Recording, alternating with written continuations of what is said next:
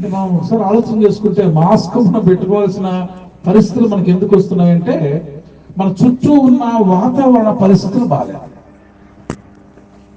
బహుశా కొన్నిసార్లు మనలో ఇమ్యూనిటీ పవర్ బాగా ఉండొచ్చు, కానీ బయట నుంచి ఇంకా అంతకంటే బలమైన బలహీనత మన మీదకి వచ్చినప్పుడు తగిన జాగ్రత్త తీసుకోవాలి. సో ఈ మాస్క్ ధరించడంతోనే మనకు అర్థమవుతుంది క్రిస్మస్ అవసరం ఉందా లేదా అని. మాస్క్ ధరించాల్సిన పరిస్థితులు వచ్చేసాయి మనిషికి.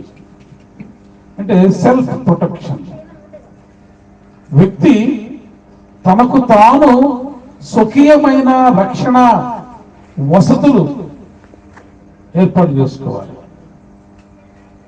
ఉదాహరణకి అరణ్యాల్లో జీవించే మానవుడు, చెట్టుల్లో పుట్టల్లో గుహల్లో జీవించే మానవుడు గృహాన్ని కట్టుకోవడం నేర్చుకున్నాడు, దట్ ఇస్ ప్రొటెక్షన్.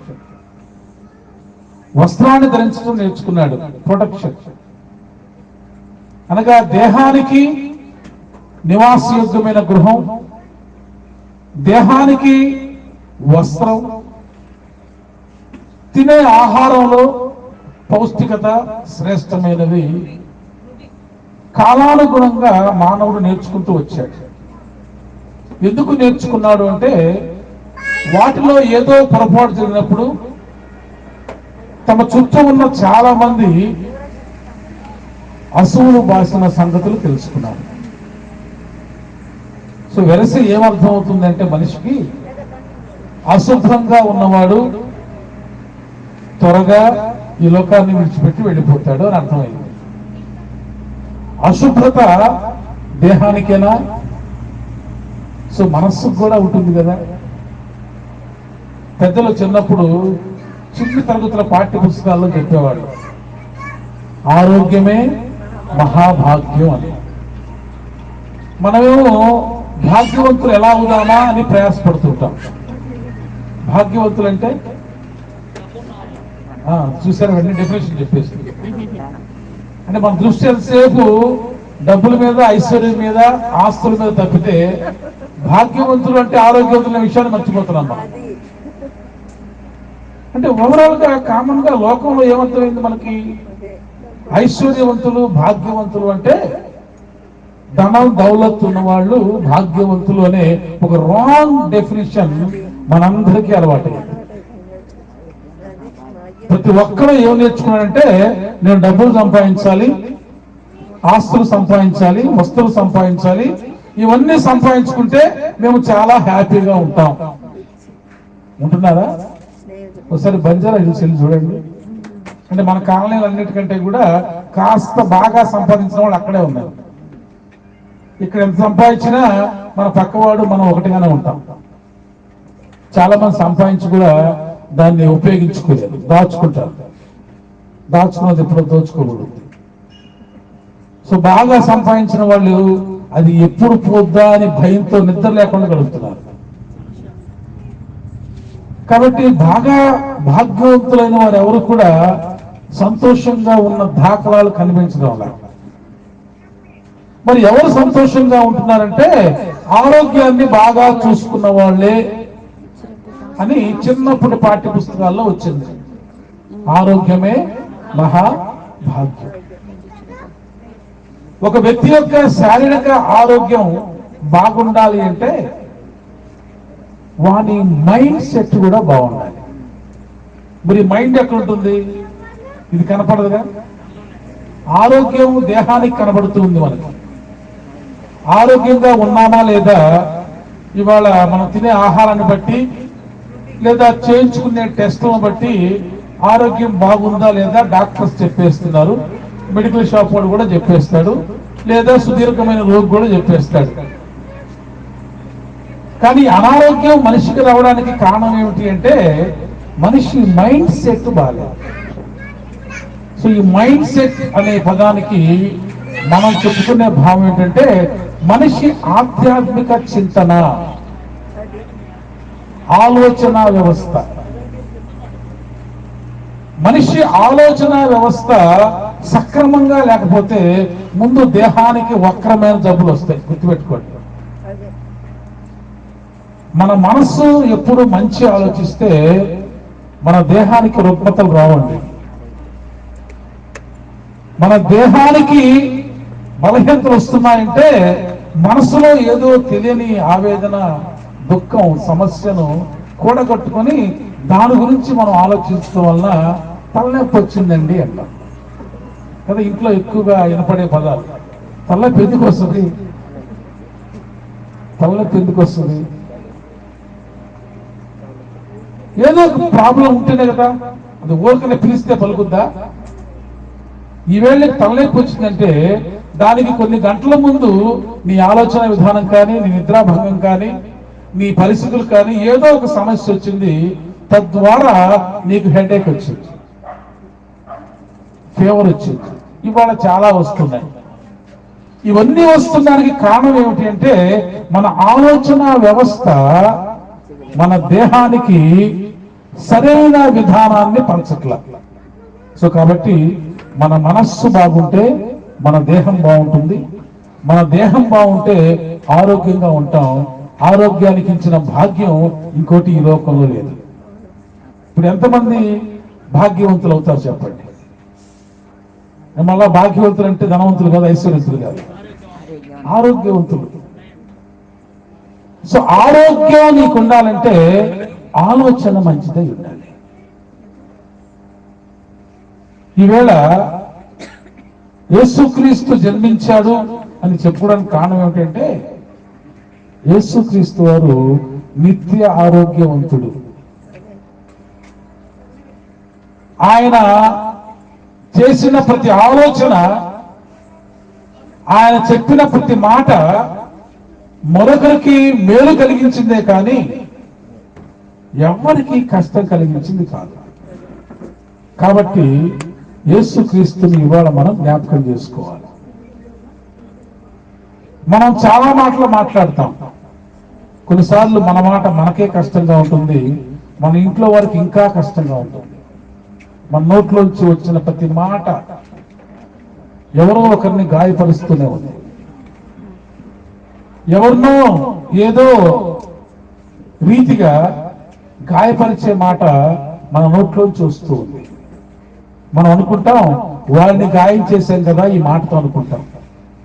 కానీ తెలియకుండానే అదే మాట మన జీవితాలకు కూడా గాయం చేస్తుంది. సో క్రీస్తు నోట వచ్చిన ఏ మాట ఏ వ్యక్తిని గాయపరచలేదు. శత్రువులు సైతం ఆయన మాట బాగు చేసింది. సో ఈవేళ యేసుక్రీస్తు జన్మదినాన్ని జ్ఞాపకం చేసుకోవడం అంటే ఏ పరిస్థితుల్లో ఆయన జన్మం జరిగింది అంటే అనాదిగా మనం జ్ఞాపకం చేసుకుంటూ వస్తే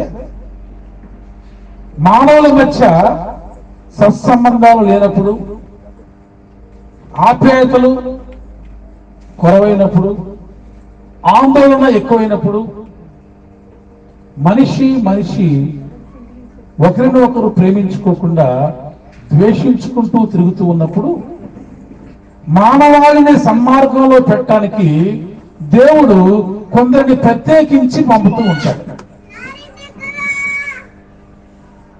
సో 2000 సంవత్సరాల క్రితం, చాలా సంవత్సరాల క్రితం చాలా మంది అలా వస్తూనే ఉన్నారు, దేవుని చేత పంపబడుతూనే ఉన్నారు. మళ్ళా కాలగమనంలో వాళ్ళు కలిసిపోతూనే ఉన్నారు. ఇవాళ యేసుక్రీస్తు జన్మాన్ని జ్ఞాపకం చేసుకోవాల్సిన అవసరత మనకేమిటి అంటే 2000 సంవత్సరాల క్రితం దేవుడు ఒక ప్రణాళిక ద్వారా ఆయనను పంపించాడు. మీకు ఎలా తెలుసండి? మీ బైబిల్లో ఉంది కాబట్టి మీకు చెప్తున్నారా అని మీరు అనుకోవచ్చు. బైబిల్లో ఉన్న మాటలు మాత్రమే నేను చెప్పడం లేదు. మన హిస్టారికల్ ఎవిడెన్సెస్ క్లియర్ గా రాయబడి ఉన్నాయి. సీజర్ అగస్టస్ రోమాకు చక్రవర్తిగా ఉన్నప్పుడు అన్నారు. ఎవరి సీజర్ అగస్టస్? తెలుగులో ఔగుస్తు అని రాశారు కదా, తెలుగులో ఔగుస్తు అని రాశారు. Actually it is Augustus.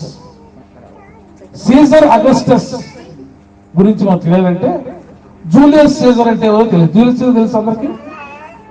Julius Caesar పేరు ఉన్నారా? షేక్స్పియర్ ఎవరైనా చదువుంటే ఖచ్చితంగా జూలియస్ సీజర్ వాళ్ళకి తెలుస్తాడు. షేక్స్పియర్ అని ప్రపంచంలో ఒకే ఒక గొప్ప రచయిత, పోయిటరీ బాగా రాశారు. ఆయన తర్వాత జాన్ మిల్టన్ సెకండ్ ప్లేస్ లో ఉన్నాడు. ఇప్పటికి కూడా ప్రపంచంలో ఈ తరం అనగా 19th and 20th century వాళ్ళకి ఆ పితరులే మనకు జ్ఞాపకం ఉంటారు. జూలియస్ సీజర్ గురించి మనకు షేక్స్పియర్ రాసిన రచనలు తెలుసు, అంటే ఒక హిస్టారికల్ ఎవిడెన్స్. ఆ జూలియస్ సీజర్ యొక్క మేనలుడే సీజర్ అగస్టస్. అంటే గ్రీకుల కాలం అయిపోయిన తర్వాత రోమా కాలం ప్రారంభమైన, రోమా ప్రపంచాన్ని పరిపాలించినప్పుడు, అప్పుడు మన దేశం అంటే 2000 సంవత్సరాల క్రితం మన దేశ పరిస్థితి ఎలా ఉందో మనకి ఇవాళ ఏం ఊహించగలం చెప్పండి. ఇవాళైతే అధునాతకంగా మ్యాచింగ్ మాస్కులు పెట్టుకుంటున్నాం, ఇష్టమైన శానిటైజర్లు కొట్టుకుంటున్నాం, కావలసిన ఎక్విప్మెంట్ వాడుతున్నాం. ఎక్విప్మెంట్ లేకపోతే పాటలు కూడా పాడలేకపోతున్నాం, వాకింగ్ కూడా చెప్పలేకపోతున్నాం. ఇవాళంతా అడ్వాన్స్ టెక్నాలజీ వచ్చింది. 2000 సంవత్సరాల పూర్వం ఏముంది మన దగ్గర? అసలు మన దేశం పేరు తెలుసా మీకు ఎవరికన్నా? ఎవరైనా చెప్తారా? Wrong statement. హిందూ దేశం ఎవడో పరిచయాడు వచ్చి పెట్టాడమ్మా, మన పేరు అది కాదు. పరిచయాడు వచ్చి పలకడం చేత కాక మనల్ని హిందూ అన్నాడు, మన పేరు అది కాదు. మనది భారతదేశం, భరతఖండం. దానికంటే ముందు కూడా జంబు దీపం అనేవాళ్ళు, విన్నారా? అప్పుడప్పుడు పుస్తకాల చమవా కథల్లో ఇవి ఉంటారు. జంబు దీపం అంటే 3 పక్కల వాటర్ ఉండి పైన గడ్డగట్టిన నీళ్లు ఉన్న ప్రాంతాన్ని జంబు దీపం. మన వాళ్ళు వన్ ఆఫ్ ది ఐలాండ్ మనది. అంటే 4 పక్కల నీరే, కాకపోతే ఘనీభవించిన నీరు ఒక పక్క ఉన్నాయి, లిక్విడ్ రూపంలో ఉన్న నీరు మరొక పక్క ఉన్నాయి. మనల్ని కూడా జంబు దీపం అనేవాళ్ళు 2000 సంవత్సరాల క్రితం. ఆ తర్వాత ఖండాలు మారినప్పుడు భరతుడు మనకు, అప్పుడు మంచి ముని భరత ముని లేదా భరతుల వంశం ప్రారంభించినప్పుడు భరత్ అనే పేరు వచ్చింది మనకి. అది తర్వాత చరిత్ర. అలాగే 2000 సంవత్సరాల క్రితం రోమన్ పీపుల్ ప్రపంచాన్ని పరిపాలిస్తున్నప్పుడు మనవన్నీ ద్వీపాలే కదా, ద్వీపాల్లో ఉండే మనుషులం మనం.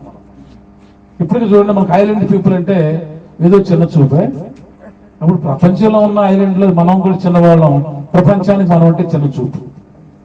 అప్పట్లో ఉన్న ప్రపంచ దేశాలు పెద్దవి. గ్రీసు దేశస్తులు ఉన్నారు, స్వీడెస్సీ వాళ్ళు ఉన్నారు, ఎస్టోనియన్ కల్చర్, ఈజిప్షియన్ కల్చర్, వాళ్ళంతా కల్చర్డ్ పీపుల్ గా ఉన్నారు అప్పట్లో. సో రోమన్ చక్రవర్తి ప్రపంచాధినేతగా ఉన్నప్పుడు కైసర్ అగస్టస్, అప్పుడు సిరియా అనేది పాలస్తీనా భూభాగాన్ని క్యాప్చర్ చేసుకున్నాడు. అంటే బాబిలోనియన్ కల్చర్ వింటారా మీరు? Babylonian culture, Syrian culture, Nestorian culture. Syria దేశం చెప్పాలంటే దక్షిణ ఆసియాని క్యాప్చర్ చేసుకుంది. దక్షిణ ఆసియా అంటే మనమే, మనలో ఉన్న కొన్ని ప్రాంతాలు, అందులో పాలస్తీన్ ఉంది. దక్షిణ ఆసియాలోనే పాలస్తీన్ ఉంది. ఆ పాలస్తీనా భూభాగాన్ని సిరియా పరిపాలిస్తూ ఉంది.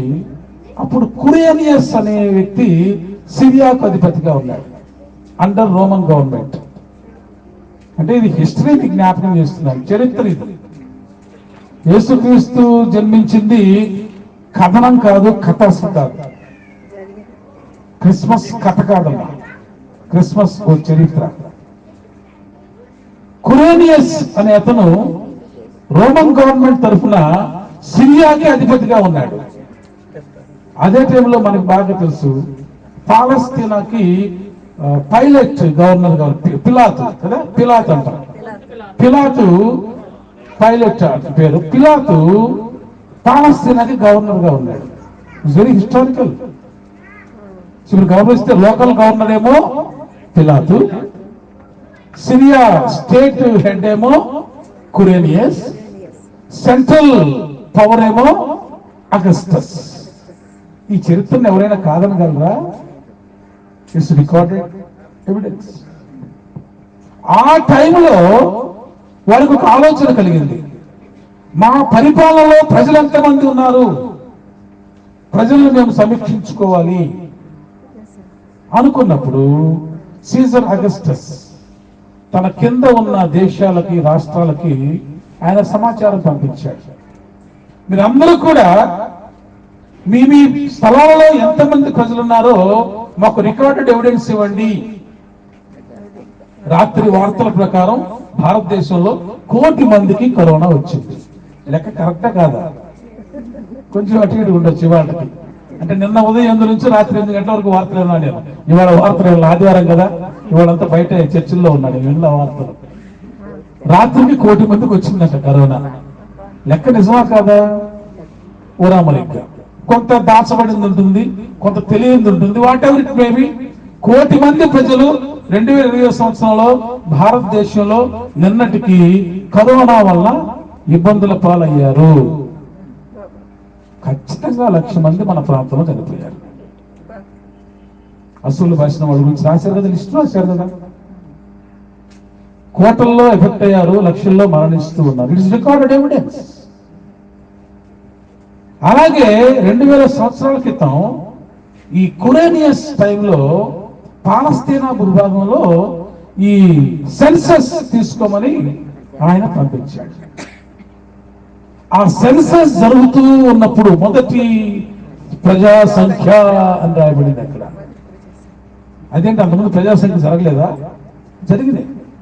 అంతకుముందు ఎవరికి వారు గ్రూప్ సంఖ్యలు చేసుకునేవాళ్ళు. మా ఇంటి పేరుట వాళ్ళు ఎంతమంది, మా ఊరి వాళ్ళు ఎంతమంది అని ఆ ఊరి వరకే ఉండేది. కానీ సీజర్ అగస్టస్ టైంలో తాను పరిపాలిస్తున్న ప్రపంచవ్యాప్తమైన అధిక దేశాలన్నీ కూడా, ఆయన పాలనలో ఉన్న దేశాలన్నింటిలో కూడా ప్రజలు ఎంతమంది నాకు తెలియాలి అని అన్నప్పుడు పాలస్తీనాలో కూడా ఈ జనాభా సంఖ్య రాయడం ప్రారంభించారు. పాలస్తీనాలో 2 రకాల వ్యక్తులు ఉన్నారు అప్పుడు. ఒకటి, ఆ ప్రాంతాన్ని దేవుడు తమకిచ్చిన భూభాగంగా భావించిన ఇశ్రాయేలీయులు, వారికంటే ముందే ఆ ప్రాంతంలో నివసించిన కనానీయులు,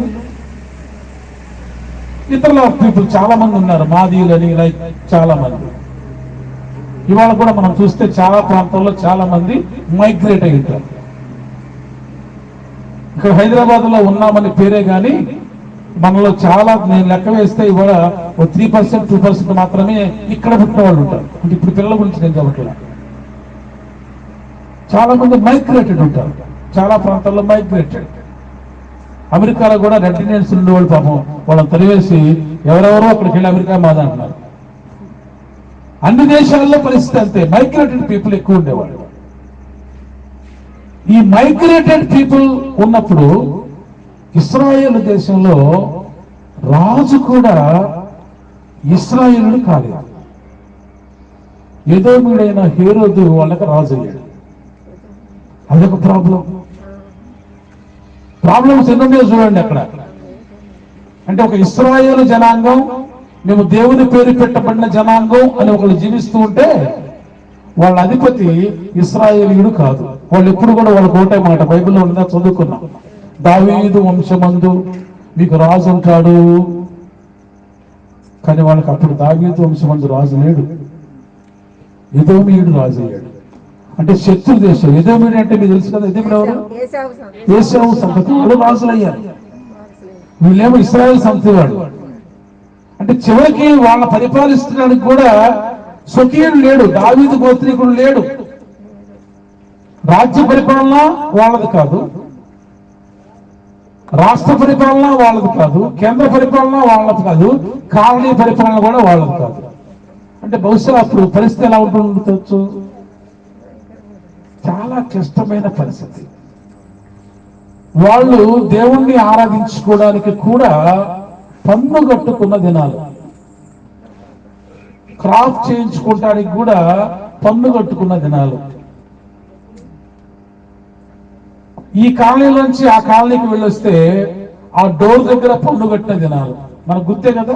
అన్ని మెయిన్ డోర్ దగ్గర జక్కే లాంటి వాళ్ళు ఆ పెట్టి కూర్చునేవాళ్ళు, ట్యాక్స్ కలెక్టర్స్ కూర్చునేవాళ్ళు.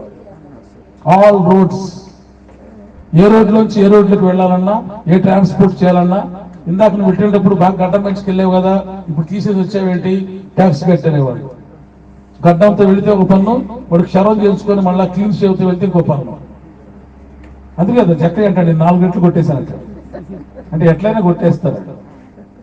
అంటే మానసికంగా, ఆర్థికంగా, రాజకీయంగా ఈ పాలస్తీనా దేశంలో ఇటువంటి అణగదొక్కబడుతున్న పరిస్థితులు ఉన్నప్పుడు ఆ ప్రజలకు ఒక శుభవర్తమానం వినపడింది. ఇవాళ కరోనాతో ఒకరినొకరు పలగించుకోలేక, కౌగిలించుకోలేక, కరచాలనం చేయలేక, కనీసం దగ్గరకి వెళ్ళి మాట్లాడలేక భయపడుతున్న మనకి శుభవార్త ఏంటి చెప్పండి? వ్యాక్సిన్ వచ్చింది. నేను కొన్ని మాటలు విన్నామ్మా. సో ఇవాళ వ్యాక్సిన్ మించినది మనకేమి, ఏసీ వస్తే వచ్చాడు, రాకపోతే నాకెందుకయ్యా, వ్యాక్సిన్ వస్తుందా లేదని అడుగుతున్నారు. Vaccine is more important today. అది నిజం కూడా, అది నిజం కూడా. కానీ ఇక్కడ మనం జ్ఞాపకం చేసుకోవాలి సత్యాన్ని నేను మీకు బయలుపరచాలని ఆశపడుతున్నాను. ఎప్పుడైతే మానవులు దీన వ్యవస్థలో ఉంటారో వాళ్ళని ఆదుకోవడానికి దేవుడు ఒక సోర్స్ ఇస్తాడు. కరోనా భయంతో మనమంతా అల్లాడిపోతూ ఉన్నప్పుడు వ్యాక్సిన్ అనేది మనకు source. We are waiting for that. అప్పటిదాకా మనం ఎవరిని నమ్మట్లా, బంధువులను నమ్మట్లా, ఆప్తులను నమ్మట్లా, స్నేహితులను నమ్మట్లా, ఇదిగో పొడిదొక్కొచ్చినా కూడా నమ్మట్లా, అసలు ఏం జరిగినా నమ్మట్లా. ఆందోళనతో ఉన్నాం మానవులందరూ. ఎందుకంటే మన మనస్సుల్లో అలజడు, మనసు పాడయ్యాయి. మన మనస్సులు పాడయ్యాయి. పాడైన ఈ మనస్సు దేహాన్ని ఇబ్బంది పెడుతుంది. దేహానికి వచ్చిన ఈ రుగ్మత అనుబంధాలకు అడ్డంగా ఉంది. అన్ని చోట్ల అడ్డంకులే. ఈ అడ్డంకుల మధ్య ప్రజలు ప్రయాణం చేస్తూ ఉన్నప్పుడు వారి హృదయానికి ఒక ఊరట కలగాలి. ఆ ఊరటే ఆక్స్ఫర్డ్ వాళ్ళు తయారు చేస్తున్నారంట అనగానే మనం కొంతమందికి వాట్సాప్ ఉండాలి. మనం నిజం ఏదో అబద్ధమో తెలియదు. రష్యా వాడు తయారు చేశాడంట, వాళ్ళు వెంటనే పంపడం. ఇప్పుడు జెరూసలేం వాడు తయారు చేశాడు, వాళ్ళు వెంటనే ఇంతవరకు రాలేదు. అది రాలేదు. కానీ ఈ వ్యాక్సిన్ వచ్చిన సంగతి వాట్సాప్లో ఎండిపోయినాయి. ఇంతవరకు వ్యాక్సిన్ బయటకు రాలేదు. ఇప్పుడే టెస్ట్లో మొదలైనాయి. అయినా సక్సెస్ రేట్ మనకి. సో ఇటువంటి సమస్య మానవాళి మధ్య ఉన్నప్పుడు దేవుని యొక్క ప్రమేయమే తన దూతను పంపించడం. ఇది దేవుని యొక్క పని. ఎందుకంటే ఆయన చేసుకున్న సృష్టిది. ఇవాళ మన ఇంట్లో ఏదైనా ఒక కార్నర్లో ఒక చెడు ఉందనుకోండి, చెడు ఎక్కడి నుంచి వస్తుంది? మన ఇంట్లోకి రాదు కదా. మనం వాడిన పదార్థాలే 4 రోజులు మన ఇంట్లో కార్నర్లో ఉంచుకుంటే ఆ ఇంట్లో మనమే ఉండం. మరి మన కడుపు ఎంత వాసన కొట్టాలో నాకు అర్థం కాదు కదా. మన ఇంట్లో మనం వాడేసిన పదార్థాలు కార్నర్లో ఉంచండి 4 రోజులు, మనమే ఉన్నాం ఆ ఇంట్లో, బయటకు వెళ్తాం. సో మన మనసులో కూడా అంతే. చెడు అనేది మన మనసులో కార్నర్లో ఉంచుకుంటే మన జీవితాన్ని పాడు చేస్తుంది అది. సో మన దేహంలో కానీ, మన ఆలోచనలో కానీ, మన ఇంట్లో కానీ చెడు అనేది ఒక చోట మనం ఉంచుకుంటే అది ఖచ్చితంగా మన కుటుంబం అంతటినీ పాడు చేస్తుంది. దానివల్ల సైడ్ ఎఫెక్ట్స్ ఏమైనా రావచ్చు, ఎలాగైనా ఉండొచ్చు. తలనొప్పి రావచ్చు. మనం తలనొప్పి వస్తే మనం ఒక్కళ్ళు ఊరుకుంటామా? ఇంటిలో పాదికి తెప్పిస్తాం కదా. మనం గమనించండి, ఎవరింట్లో జరిగేది ఇది. మనకు ప్రాబ్లం వస్తే ఊరుకోం, మనతోటి ఇంటిలో పాదికి అంటించిందా కూరుకుందా. నేను ఒక్కడేనా ఇంట్లో వాళ్ళు కూడా ఆ పెయిన్ భరించాలా అనుకుంటాం. సో సామాజికంగా, ఆర్థికంగా, మానసికంగా, ఆరోగ్యపరంగా మానవులు క్షీణించిపోతున్నప్పుడు దేవుడు తన ప్రమేయాన్ని తీసుకుంటారు. ఆ ప్రమేయమే క్రీస్తు జననం. క్రైస్తవుల కోసమా? కాదు. ఇశ్రాయేళ్ల కోసమా? కాదు. రోమియోల కోసమా? సిరియా వాళ్ళ కోసమా? కాదు. ఆనాటి ఆ చరిత్రలో చుట్టూ ఉన్న వారందరూ కూడా ఇదే పరిస్థితిలో ఉన్నారు. ఇవాళ ప్రపంచమంతా కరోనా విక్టిమ్ అయిపోయింది. ఆ రోజు కమ్యూనికేషన్స్ లేకపోతే మనకు తెలియదు, కమ్యూనికేషన్స్ వాళ్ళు పెరిగాయి కాబట్టి మనకు తెలుస్తుంది. కమ్యూనికేషన్ సిస్టమ్ వల్ల కూడా చాలా ఇమ్మీడియట్గా ఇది స్పీడ్గా ఎఫెక్ట్ అయిపోయింది కూడా. కమ్యూనికేషన్స్ పెరిగిపోయాయి. ఒకప్పుడు ఏ దేశం వాళ్ళు ఆ దేశంలోనే ఉండేవాళ్ళు, ఇవాళ విస్తరించి మనుషులు ప్రయాణాలు చేస్తున్నారు, ట్రబుల్స్ కూడా ప్రయాణం చేస్తున్నాయి. ఆ పాలస్తీనా ప్రాంతంలో ఉన్న ఆ ప్రజలను దేవుడు పరామర్శించిన వేళే క్రీస్తు జన్మించిన వేళ. సో ప్రజా సంఖ్య రాస్తూ ఉన్నప్పుడు క్లియర్గా రాశాడు, దావీదు గోత్రీకుడైన యేసోబు అన్నాడు. అక్కడ గోత్రం ఎంత చెప్పాల్సింది, గోత్రం చెప్పడం కారణం ఉంది కదా. నేను మీ ఇశ్రాయేళ్ల కొరకు ఎప్పుడు కూడా దావీదు గోత్రీకుడు మాత్రమే రాజుగా ఉంచుతాను అన్నాడు ఆయన. Till today. ఇవాళ కూడా పాలస్తీనాకి నెతన్యా బెంజమిన్ ఇవాళ ప్రెసిడెంట్ గా ఉన్నారు. మన మోడీ గారు కూడా వెళ్ళి ఆయన దగ్గరికి వెళ్ళి సముద్రపు నీటిని మంచినీటి ఎలా చేయాలో తెచ్చుకున్నారు. అది మరి ఎప్పుడు ఇంప్లిమెంట్ చేస్తారో తెలియదు. బెంజమిన్ నెతన్యాహు ఆయన పాలస్తీనాకి ఇప్పుడు దావీదు గోత్రీకుడు, అంటే బెన్యామీను గోత్రీకుడు. సో దావీదు గోత్రం అంటే బెన్యామీను గోత్రం. ఆ బెన్యామీను గోత్రంలో పుట్టిన యేసోబు ఇంట ఇశ్రాయేలులకు ఓదార్పునిచ్చే జన్మను ఆయన అనౌన్స్ చేశాడు. అది అక్కడ జరిగింది. It is historical evidence with historical evidence. So నేను మీకు ఎన్ని జ్ఞాపకం చేశాను, ప్రపంచం దగ్గర నుంచి ఇంటి గోత్రం దాకా. అంటే గోత్రం అంటే ఇంటి పేరే కదా, గోత్రం అంటే ఇంటి పేరే. ప్రపంచపు నాయకత్వం నుంచి ఒక బెన్యామీను గోత్రీకుడు వరకు ఎంత హిస్టారికల్ ఎవిడెన్స్. ఆ గోత్రంలో క్రీస్తు జన్మించాడు. ఏమిటండి ప్రత్యేకత? ఒక వచనమే నేను మీకు చెప్పి దాన్ని వివరిస్తాను. ఏమిటి అక్కడ ప్రత్యేకత అంటే, వారు దూతలు గొల్లలతో చెప్పిన ఒక శుభవర్తమానం, దావీదు పట్టణమందు నేను రక్షకుడు మీ కొరకు పుట్టి ఉన్నాడు, ఈయన ప్రభు అయిన క్రీస్తు. ఇది ఎన్నిసార్లు చెప్పుకొని ఉంటాం ఆ క్రిస్మస్ లో కదా, క్యారల్స్ లో మరి ఎక్కువగా కేరింతలు కొట్టి మరి. అర్థమైందా అని అడుగుతున్నా నేను. బహుశా ఇక్కడ ఎక్కువ క్రైస్తవులు ఉన్నారు కాబట్టి నాకు ప్రాబ్లం తక్కువ. ఇప్పుడు క్రైస్తవుల సూటికి అడగలను నేను. మీరు చాలాసార్లు చాలా మంది చెప్పారు కదా, మీకు అర్థమైందా? దావీదు పట్టణమందు రక్షకుడు పుట్టి ఉన్నాడు, ఈయన ప్రభు అయిన క్రీస్తు. నాకు కంటత పెట్టామండి, బాగానే వచ్చింది, అప్పు చెప్పమంటారా అడుగుతారా? ఆమె కూడా అప్పు చెప్పండి. కానీ మీరు అప్పు చెప్పే ఏజ్ కాదే, అర్థం చేసుకొని ఆచరించే ఏజ్ మంది. దావీదు పట్టణంలో ఆల్రెడీగా నేను చెప్పేశాను, అది ఒక గోత్రం. ఆ గోత్రంలో మీ కొరకు ఒక రాజును నేను జన్మింపజేశాను అన్నాడు అక్కడ. అంటే ఆల్రెడీ సిచ్యువేషన్ ఏంటి అక్కడ? వాళ్ళు హేరోదు పాలనలో ఉన్నారు. అంటే స్వకీయ పాలన లేదు. నేను మీకోసం ఒక రాజుని ఇస్తున్నాను, సేవియర్, నథింగ్ బట్ కింగ్. రాజు పరిస్థితి ఏంటి? ప్రజాభక్షకుడా సంరక్షకుడా? సంరక్షకుడే కదా. రక్షకుడు, రక్షకుడిని రాజు అంటారు. భక్షించేవాడిని ఎప్పుడు రాజు అందులో. సో నేను మీ కొరకు దావీదు పట్టణంలో ఒక రక్షకుడిని పుట్టించాను, ఈయనే క్రీస్తు. అంటే ఏంటి మళ్ళీ అది అర్థం ఏంటి? ఈయనే ప్రభు అయిన క్రీస్తు అంటే అర్థం ఏంటి? సో అక్కడే రాసింది కమ్మా, పెద్ద బాధ ఏం లేదుగా, అక్కడే కింద బ్రాకెట్లో రాసింది. కానీ మనం బాధపడాల్సిన అవసరం లేదు. క్రీస్తు అనగా అభిషిక్తుడు. ఏంటి ఈ మాటకి ఈ క్రిస్మస్ కి లింక్ ఏంటి? అది గొల్లకే ఎందుకు చెప్పాలి? సో ఇక్కడ ఒక సత్యాన్ని నేను మీకు జ్ఞాపకం చేస్తాను. ఈ క్రిస్మస్ మనం అనుకుంటాం గొల్లలు అన్న వెంటనే మన ఏడే ఏంటి, ఇంతకు భాగ్యవంతులు అనగానే ఏం ఆలోచించాం మనం? డబ్బున్న వాళ్ళు అన్నారు. గొల్లలు అనగానే ఏమండి అంటే ఏంటో కాయకూడదా? ఏమన్నా కౌబాయ్ అంటే మళ్ళీ గ్రేట్గా ఉంటుంది కదా. కౌబాయ్ అంటే మళ్ళీ గ్రేట్గా ఉంటుంది. పెద్ద హ్యాట్ పెట్టుకొని తుపాకు పట్టుకుని ఉంటాడు కౌబాయ్.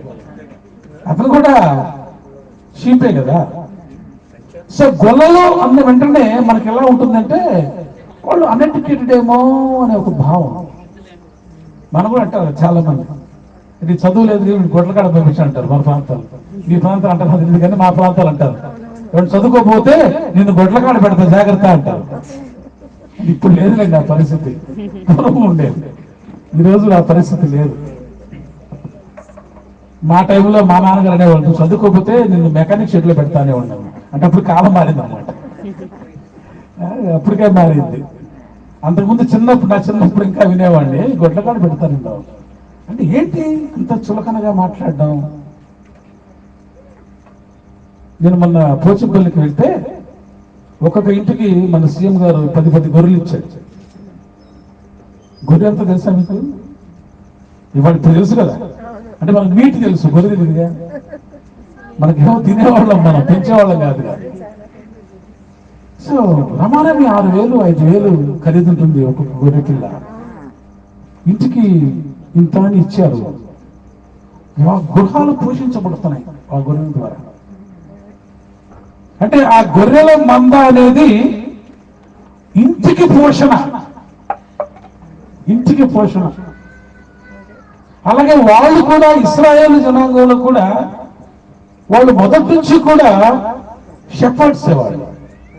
మీరు ఈజిప్ట్ నుంచి తీసుకోండి, చరిత్ర అంతా చదువుకోండి, బైబిల్ చరిత్ర అంతా. వాళ్ళు పశువుల కాపరులు అని ఉంటుంది ఎక్కడైనా, పశువుల కాపరులు వాళ్ళు. అంటే అన్ఎడ్యుకేటెడా? కాదు. ఇశ్రాయేలు కుటుంబంలో పుట్టిన ప్రతి ఒక్కరు 11 సంవత్సరాల్లోగా ధర్మశాస్త్రం అంతా కంటద పెట్టాలి. ఉందా లేదా? మన ఆర్టికల్ ఎందుకు అవుతారు? So there is the chance for the uneducation. ఇప్పుడు కూడా ఇస్రాయల్ దేశంలో తల్లి ప్రెగ్నెంట్ అయితే, ప్రెగ్నెంట్ అయిన 4వ మాసం నుంచి ఆమె మ్యాథమెటిక్స్ చేయాలి. తెలుసా మీకు సంగతి? చెప్పాలి గట్టిగా, ఆమె చేయాలి. బోర్డు మీద రాసి, ఇంట్లో ఒక చిన్న బోర్డు రాసి పెడతారు, ఆ మ్యాథ్స్ అన్ని చేస్తుంటారు, ఈక్వేషన్స్. అందుకే వాళ్ళకంత టెక్నాలజీ. బిడ్డ గర్భంలో ఉండగానే ఆ ఈక్వేషన్స్ అన్ని వాడు అవసరం పడతారు. మంచి బిజినెస్ ఐకాన్స్ అవుతున్నారు ఇవాళ. ఏదైనా మీరు ముట్టుకున్న ప్రతిదీ కూడా ఇజ్రాయల్ నుంచి వచ్చింది. టెక్నాలజీ అంతా అక్కడి నుంచి వస్తుంది. ప్రెగ్నెంట్ విమెన్ అక్కడ చేసే పని ఏంటో తెలుసా మీకు?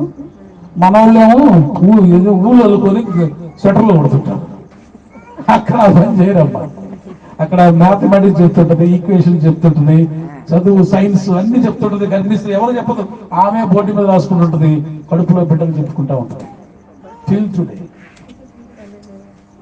టుడే. ఇంకా గొప్ప విషయం నాకు తెలుసు, వాళ్ళ ప్రసవం వాళ్ళే చేసుకుంటారట. తెలుసా సంగతి?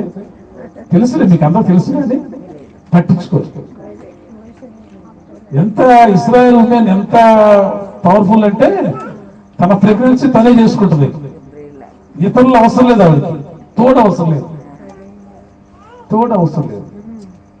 అంత గొప్పవాళ్ళు, అంత నాలెడ్జ్ ఉంది వాళ్ళకి. మనకి ఏదో చిన్న పెయిన్ వచ్చిందన కానీ హాస్పిటల్ పరిగెడతాం, ఇల్లంతా గింగాలు తిప్పేస్తాం. ఇజ్రాయెల్ ఉమెన్ తన ప్రసవం తను చేసుకుంటుంది కామ్గా. ఇంకా నేను జ్ఞాపకం చేస్తున్నాను వాళ్ళ గురించి. 18 సంవత్సరాలు ప్రాయం వచ్చిన ప్రతి ఒక్కరూ కూడా దేశ సేవకు వెళ్ళాలి, మిలిటరీకి వెళ్ళాలి. ఆడ మగ తేడా లేదు. ఆడవాళ్ళు 2 years ఖచ్చితంగా చేయాలి, మగవాళ్ళు 3 above చేయాలి. 3 కూడా వచ్చేయచ్చు. It's must. ఆ దేశంలో పుట్టావంటే నువ్వు మిలిటరీలో 2 years ఉండాలి, ఆడైనా మగైనా సరే. వాళ్ళు అన్ఎడ్యుకేటెడ్ ఎట్లా అవుతారు? కాదు కదా, ఏదో రహస్యం ఉంది. గొర్రెల కాపురులకే దూతలు వచ్చి చెప్పారంటే ఏదో సైన్ ఉంది. వాళ్ళు చెప్తూ దానికి ఇదే మీ కానువాలు, మీకేం చెప్పాలయ్యా? ఎందుకు ఆ గొర్రెల కాపురు చెప్పారు, అభిషిక్తుల గురించి ఎందుకు చెప్పారు అనేది జాగ్రత్తగా మనం ఆలోచన చేస్తే వాళ్ళు కాస్తున్న గొర్రెలకే ప్రత్యేకత ఉంది. వాళ్ళు మామూలుగా ఉన్నెలు తీసుకునే గొర్రెలు కాసుకునేవాళ్ళు కాదు, పాలిచ్చి పిల్లలు పెట్టే గొర్రెలు కాసుకునేవాళ్ళు కాదు. వాళ్ళు కాచే గొర్రెలకే స్పెషాలిటీ ఉంది.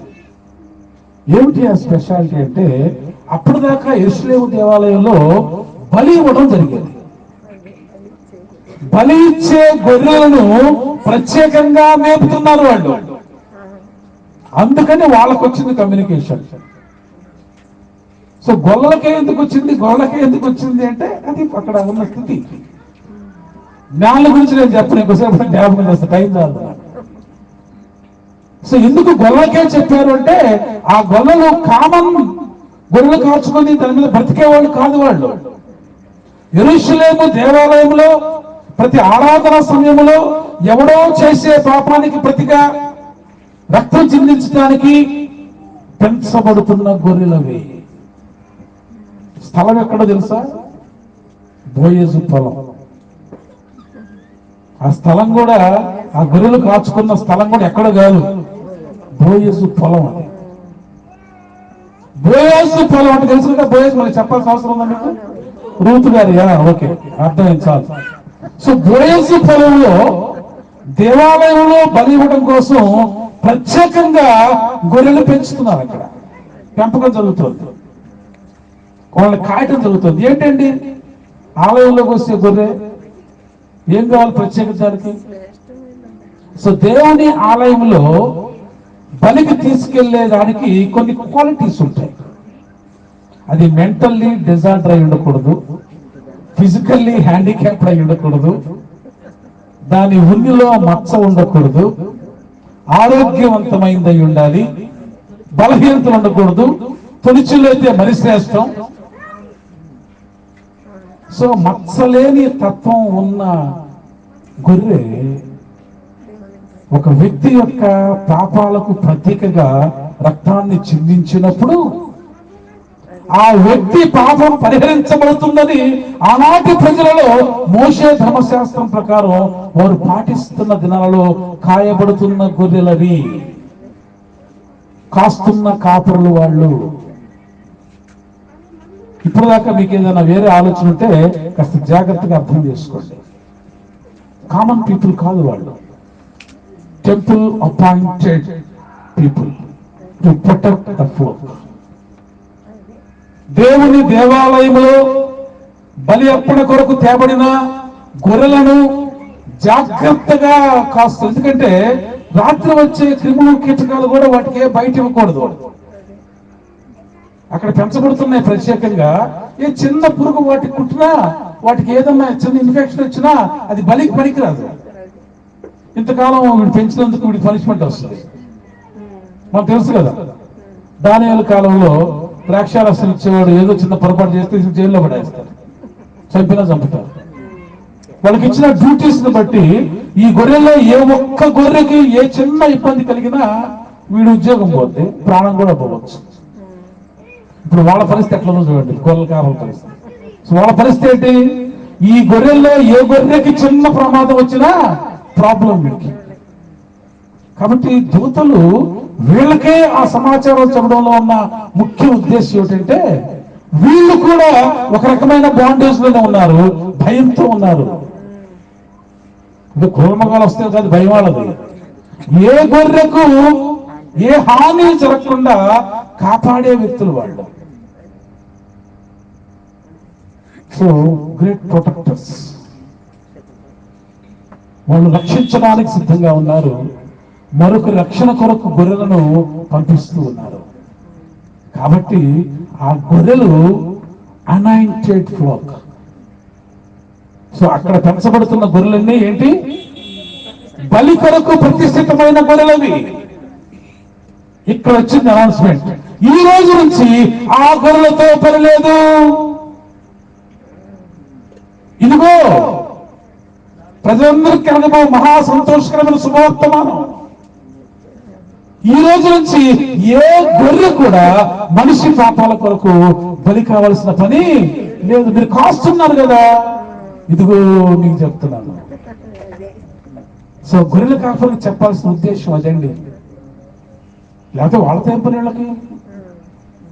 అక్కడ ఆలయ గొర్రెలు రక్షించబడుతున్నాయి. వాళ్ళకి ఎలా ఉంటుంది? ముందు మీరు గురించండి. ఇక నుంచి మీరు ఏ గొర్రె కూడా ఏ మనిషి కోసం బలి అవ్వాల్సిన పని లేదు.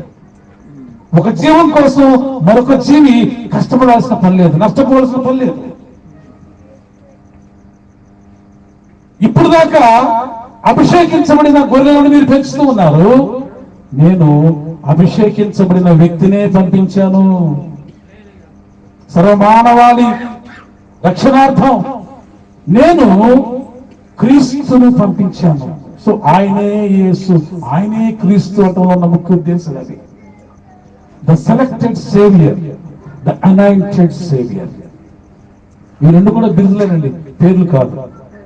ఈ రెండు కూడా యాటిట్యూడ్సే. యాక్చువల్గా ఆయన పేరు ఇమ్మానుయేల్. దేవుడు తోడుగా ఉన్నాడు. ఎందుకు తోడున్నాడు? రక్షించడానికి.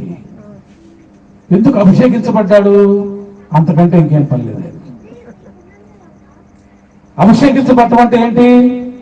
సో ఈ మౌత్ పీస్ ఎందుకు డిజైన్ చేయబడింది? ఇందాక మా వాళ్ళు దీన్ని వాడుకోవడానికి ఇబ్బంది పడదు. ఎందుకని? దీని పని చేయలే కదమ్మా. దీని పని చేయకపోతే పక్కన పడేయడానికి కూడా సిద్ధపడ్డాం. దాన్ని లేకుండా కూడా మన పని చేయడానికి మనం సిద్ధపడ్డాం. కానీ దాని పని చేస్తే నేనే దగ్గర పెట్టుకొని మాట్లాడుకుంటున్నా. దీని పని చేయకపోతే దట్ ఈస్ అనాయింట్మెంట్. క్రీస్తు అనగా అదే. క్రీస్తు అనగా అప్పగించబడిన పనిని సక్రమంగా చేయటానికే సిద్ధపడిన వాడు. మానవులను రక్షించడానికి తనను తాను సిద్ధపరుచుకున్నవాడు. ఇవాళ యేసుక్రీస్తు గొప్ప, యేసుక్రీస్తు గొప్ప అని ఏం చెప్తున్నావు నువ్వు? మరి ఆయన కొనియాడి పూజించి ఆరాధించే నీవు ఎవరినైనా రక్షించడానికి ఒక అడిగేసావా? చివరికి మన కుటుంబాన్ని మనం కూడా ఇవాళ రక్షించుకోలేకపోతున్నాం. ప్రమాదాల బారిలో పడుతున్నాం. కారణం ఏంటంటే ఆయనకున్న మనస్సు మనకు లేకపోవడమే. ఆయన అన్నాడు, నాకు కలిగిన మనస్సు మీరును కలిగి. క్రిస్మస్ సెలబ్రేషన్ చేసుకోవడం అంటే పండుగలు చేసుకోవటం కాదమ్మా, ఆర్భాటాలు చేసుకోవటం కాదమ్మా. క్రీస్తు కలిగిన మనస్సు నీకుంటే పండుగ చేయి, లేకపోతే ఇంట్లో పడుకో. క్రీస్తు కలిగిన మనస్సు నీకు ఉండాలా. అందుకే చాలా మంది క్రైస్తవులు కాలేరండి, అవ్వాల్సిన అవసరం కూడా లేదండి. క్రీస్తు కలిగిన మనస్సు, పరోపకారం కోసం జీవించే మనస్సు, శత్రువు సైతం ప్రేమించే మనస్సు, ఒక వ్యక్తి కోసం తను తాను బలియాగంగా చేసుకున్న మనస్సు. అందుకే ఆయన అభిషేకించబడ్డాడు. దానికి ఇదే మీకు ఆనవాలు. ఒక శిశువు పొత్తుగుడ్డతో చుట్టబడి ఒక తొట్టులో పండుకొని మీరు చూడండి. ఇది కూడా చెప్తే చాలా టైం అవుతుంది, కానీ ఇక్కడే నేను ముగిస్తాను. మనందరి జీవితంలో యేసుక్రీస్తు యేసుక్రీస్తు యేసుక్రీస్తు అని ఊరక మాట్లాడుతున్నాం, నోటి మీద నాలుగుతో మాట్లాడుతున్నాం. అందుకనే పక్క వాళ్ళకి ఎవరికి అర్థం కావట్లేదు. ఈ క్రిస్మస్ నుంచి మీ బ్రతుకు ద్వారా మాట్లాడండి. మన బ్రతుకుల ద్వారా మనం మాట్లాడదాం. క్రీస్తును నోటి వెంట ప్రకటించడం కాదు, క్రీస్తుని జీవితం ద్వారా పక్కవాడికి చూపించు. ప్రసంగాలు మైకులో ఎన్ని చేస్తే ప్రయోజనం ఏంటి? ఎన్ని ప్రసంగాలు అరిచి చేస్తే ప్రయోజనం ఏంటి? నీ బ్రతుకు ద్వారా క్రీస్తు గుణాలను నువ్వు చూపించగలవా? వాళ్ళకు చూపించుకో, దానికంటే మీకు కానవాలి. ఈ రోజు నుంచి ఇక గొర్రెలు కాసే పని మీకు లేదు. వాళ్ళు కాస్తున్న గొర్రెలండి, మళ్ళీ ఇతర గొర్రెల గురించి నేను మాట్లాడటం లేదు. బోయజు పొలంలో ఏ గొర్రెలు అయితే వాళ్ళు కోస్తున్నారో దూత ఎవరి దగ్గరికి వెళ్ళిందో ఎందుకు చెప్పింది అంటే, ఈ రోజు నుంచి ఈ డ్యూటీ మీకు అవసరం లేదయ్యా. మానవాళి రక్షణార్థం గొర్రె బలవలసిన పని లేదయ్యా. మానవాళి రక్షణార్థం దేవుడు తానే వాళ్ళు రక్షించడానికి తన ప్రియ కుమారుణ్ణి పంపించాడు. ఆయన రక్షించడానికి తన ఇష్టపూర్వకంగా ఇక్కడికి వచ్చాడు. అది క్రిస్మస్. ప్రియమైన దేవుని బిడ్డలారా, క్రీస్తును ఆరాధించడం అంటే ఇతర మీరు చేసే పనులన్నీ పర్లేదు, కానీ నిజమైన క్రిస్మస్ ఏంటో తెలుసా? నీ మనస్సులో ఆయనను ప్రతిష్ఠ చేసుకుని ఆయన మాటలకు ఆయన ఆలోచనకు జన్మనిచ్చేదే రియల్ టుడేస్ క్రిస్మస్. ఇవాళ నీ హృదయంలో ఆయన జన్మించాలి, నా హృదయంలో ఆయన జన్మించాలి. ఆయన కలిగిన మనస్సు నీవు నేను కలిగి జీవిస్తే 2021వ సంవత్సరం క్రిస్మస్ వరకు కూడా మనం అందరం కూడా ఆరోగ్యంగా ఉంటాం. కరోనా జాబితాలోకి వెళ్ళాం. గవర్నమెంట్ లిస్ట్లో మన పేరు ఉండదు, మన పేరు జనాభా లెక్కలో ఉంటుంది. సో కొరేనా ఆ రోజు జనాభా లెక్క రాసి జనాభా లెక్కలో యేసుక్రీస్తు పేరు రాశాడు. ఇవాళ జనాభా లెక్కల్లో మన పేర్లు కూడా ఉన్నాయి. కరోనా లెక్కలో మన పేరు లేకుండా జనాభా లెక్కలో ఉండి నిజమైన క్రిస్మస్ చేసుకోవడానికి పరిశుద్ధాత్ముడు మీ కుటుంబాలను ఆశ్రయించును గాక. ఆమేన్.